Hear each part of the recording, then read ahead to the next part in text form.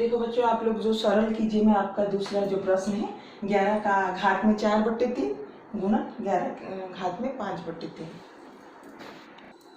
Hello बच्चों, welcome back to education solution. आज हम लोग क्लास 9 का आपका जो पार्ट 3 घातांक है वहाँ से हम लोग आज क्या करेंगे, प्रश्नावली 3.2 का हल करेंगे। ठीक है, तो चलिए स्टार्ट करते हैं। तो आपका जो पहला प्रश्न है दिया है मान ज्ञात कीजिए, जिसमें है 16 के घात में 1/2। ठीक है, देखते हैं इसको हल कैसे करते हैं। आप लोग जानते हो कि 16 जो है 4 गुणित 4 16 है।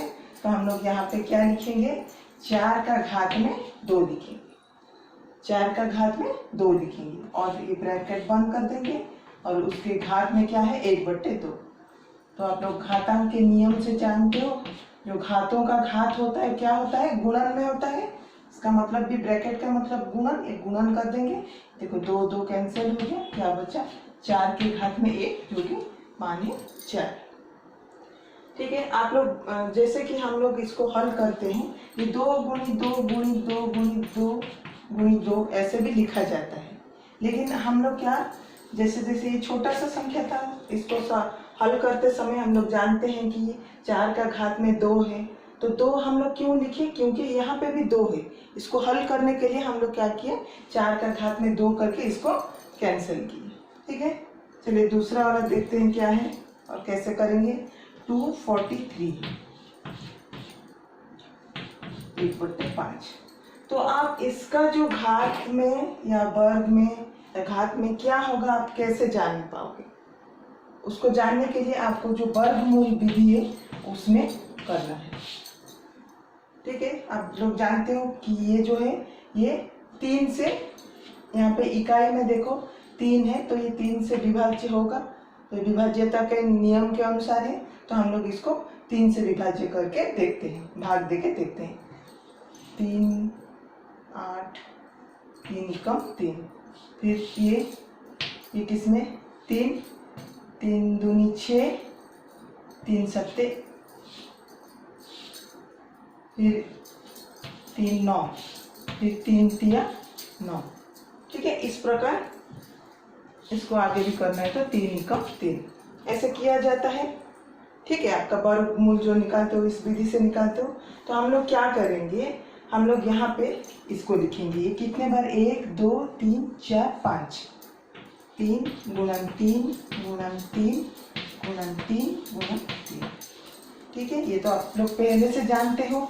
नहीं, हम लोग नहीं करेंगे तो हमको पता नहीं चलेगा कि ये इसका घात हम क्या लिखे या ये किससे विभाज्य हो रहा है। तो ये वर्गमूल विधि करना ही जरूरी है। उसके घात में 1/5 है। हम जानते हैं 1 2 3 4 5 मतलब 3 के घात में 5, फिर ये ब्रैकेट के बाहर जो गुणन होगा, ये 5 5 कैंसिल, ये इसका मान आ जाएगा 243, घात 1/5 का मान आ जाएगा 3। तो इस प्रकार हम लोग क्या करेंगे, इसका मान ज्ञात करेंगे। ठीक है, अभी हम लोग नेक्स्ट वाला देखते हैं।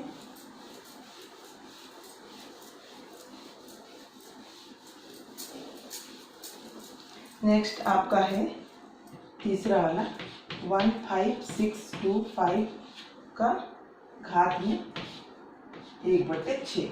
तो ऐसे ही वर्गमूल विधि में हम लोग करेंगे। देखो इकाई में आपका 5 है, तो आप लोग जानते हो ये 5 से विभाज्य होगा ही होगा।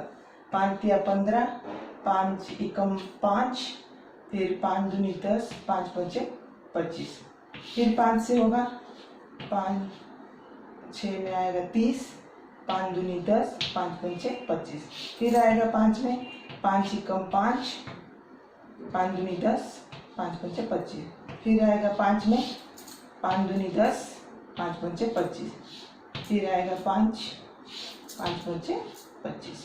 ठीक है, 5 1। तो इस प्रकार जो वर्गमूल निकालते हैं उस विधि से हम लोग क्या किए, इसका जो गुणनखंड क्या क्या होगा देख लेंगे। तो 5 कितने बार में, 1 2 3 4 5 6, 3 4 5 और 6। ठीक है, इसको मिटा देते हैं। देखो इसके घात में क्या हो जाएगा, 5 का घात में 6 और बाहर ये आपका 1/6। जो नेक्स्ट स्टेप में ये गुणन हो जाएगा, देखो 6 6 कट गया, इसका मान है 5। ठीक है, इस प्रकार आप करना। ये बहुत ही सरल विधि है और आपको करने में भी इजी होगा। ठीक है, अभी हम लोग नेक्स्ट वाला देखते हैं, आपका सेकंड क्वेश्चन। आपका जो दूसरा क्वेश्चन है उसका पहला प्रश्न है सरल कीजिए में। तो क्या दिया है, 23 का घात में 1/2 गुणित 23 का घात में 3/2। ठीक है, फिर से आप लोग को घातांक का जो पहला गुणन का नियम है उसको याद कर लेना है। गुणन में क्या होता है, जब ये आधार सेम रहता है तो इसका जो घात है जुड़ जाता है। तो हम लोग आधार एक ही आधार लिखेंगे और ये 1/2 और ये 3/2। ठीक है, अभी हम लोग इसको जोड़ेंगे तो जोड़ते हैं तो ये 23 है और लसा में ये 2 है, 1 धन 3 जो कि 23 और ये 4/2। तो 2 दूनी 4 है आपका, तो 23 का घात में 2 है, मतलब 23 को 2 बार गुणन करना है।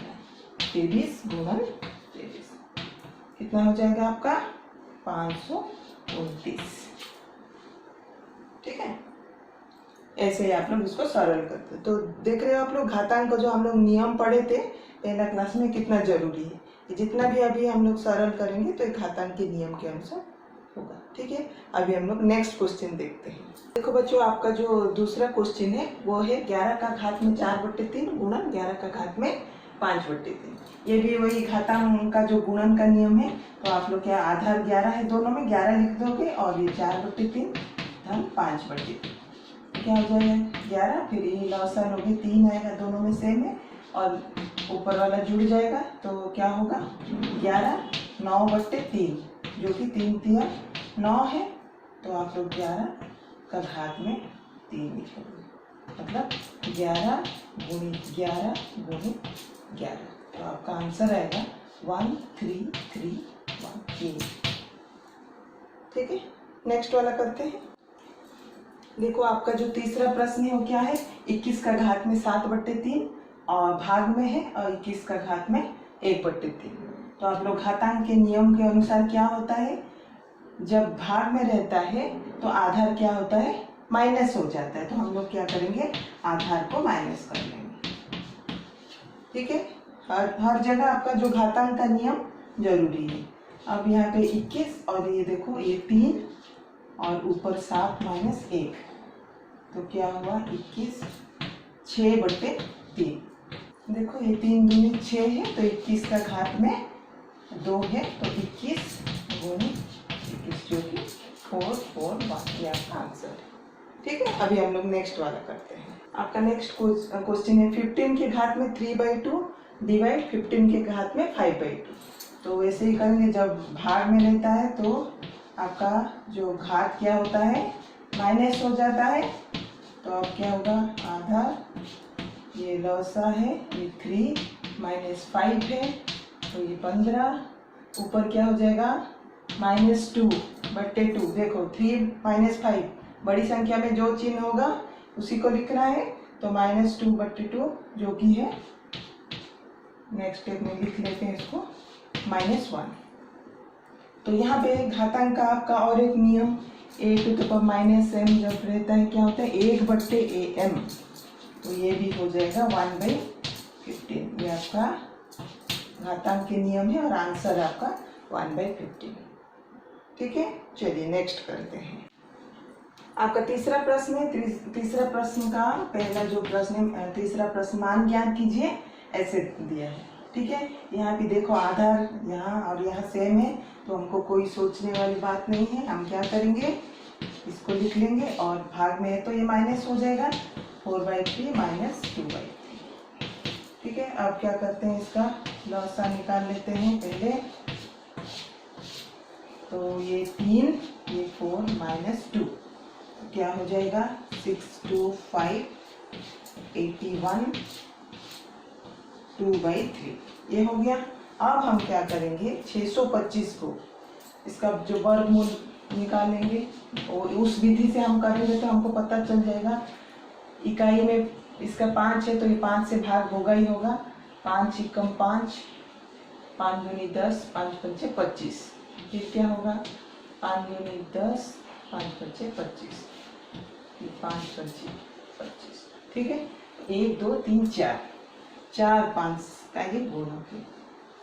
5 इंटू 5 इंटू 5 इंटू 5। और इसको नीचे भी देखना है, 81 जो है, 81 भी जो है, देखो इस रफ है आपका। देखो इसको भी हम लोग क्या करेंगे, 9 में तो आप लोग जानते हो 9 गुणित 9 भी 81 है, ठीक है। लेकिन हम यहाँ क्या करेंगे, 3 से उसको करेंगे। जब 3 से करेंगे तो क्या हो जाएगा, ये वाला 3 दूनी 6, 3 सत्ते 3 9, 3 तिया 9, 3 कम 3, 1 2 3 4। यहाँ देखो हम क्या लिखेंगे, 1 2 3 4 5 हो गया। एक हम क्यों किए बता रहे हैं, ये वाला आप जानते हो 9 को 9 से गुणन करने से 81 होगा। लेकिन हम क्या कर रहे हैं, इसका और इसका जो दोनों संख्याओं का घात बराबर कर रहे हैं, ठीक है। ये आपका रफ कार्य था। देखो अब हम क्या करेंगे, इसका घात में तो 2/3 है ही, तो हम क्या करेंगे 5/3 को इसका जो 4, ठीक है। उसके बाद तो ये हो जाएगा 2/3। यहाँ पे करते हैं नेक्स्ट वाला, तो ये क्या हो जाएगा, घातों का घात है, घातांक के नियम के अनुसार क्या होगा, ये 4 गुणित, ठीक है। तो आपका उत्तर हो जाएगा 5 का घात में 8/3, यही आपका आंसर है, ठीक है। 5 का घात में 4 दूनी 8/3, ठीक है। देखो बच्चों, आपका जो प्रश्न 3 का मान ज्ञान कीजिएगा। दूसरा वाला जो क्वेश्चन है 2/13 का घात में 4/3 है और भाग में है 2/13 में 5/3 है। तो सेम वैसे ही है, आधार को लिख लेंगे, फिर इसको हम क्या करेंगे, माइनस कर देंगे। क्या हो जाएगा, 2/13 लॉस हो जाएगा 3, ये 4 - 5, तो ये 2/13 -1/3, ठीक है। तो जब आप लोग घातांक के नियम जानते हो आप लोग, क्या हो जाएगा, ये माइनस है तो ऊपर नीचे 13/2 का घात 1/3, ठीक है। घातांक का कौन सा नियम है, a/b का यदि उसका मान माइनस है, उसका घात है, तो क्या हो जाएगा b/a और ये माइनस हट जाएगा। ये आपका घातांक का नियम है। उसी नियम के अनुसार हम क्या किए, 2/13 का जो घात में -1/3 था, तो ये क्या हो जाएगा 13/2 हो जाएगा, और ये आपका घात में जो है वो 1/2। ओके, नेक्स्ट कर।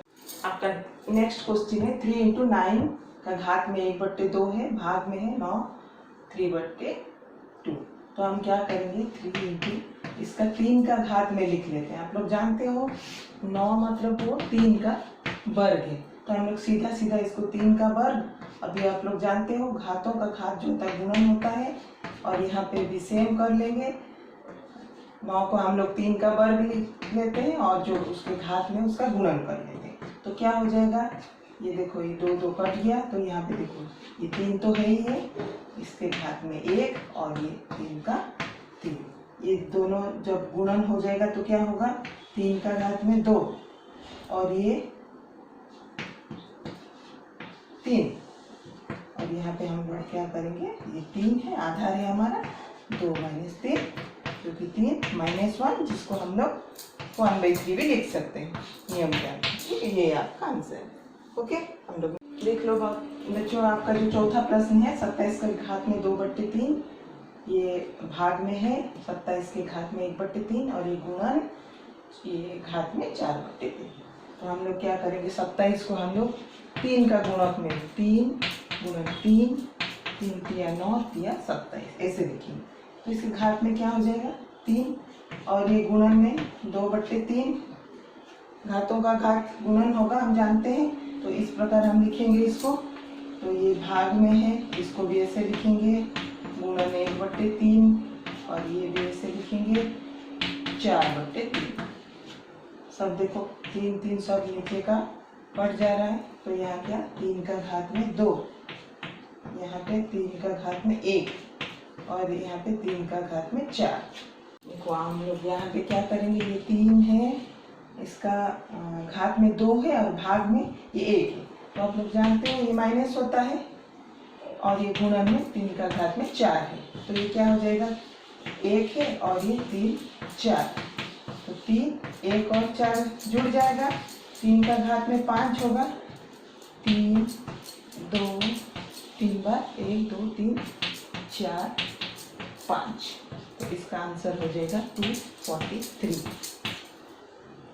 ठीक है, यहाँ पे क्या आप लोग क्या करोगे, पहले इसको जो भाग में था उसको हम लोग हल कर दिए, पूरे में हो जाएगा माइनस हो जाएगा, माइनस कर लिए, और यहाँ पे गुणन में 3 था तो क्या हो गया 3 का घात में ये 1 और ये 3 का घात में 4, ये जुड़ गया और ये माइनस। ठीक है बच्चों, आज के लिए इतना ही। हम लोग नेक्स्ट वीडियो में इसके आगे जो आपका चौथा और 5वां वाला प्रश्न हल करेंगे। ठीक है, till then bye, thank you for watching.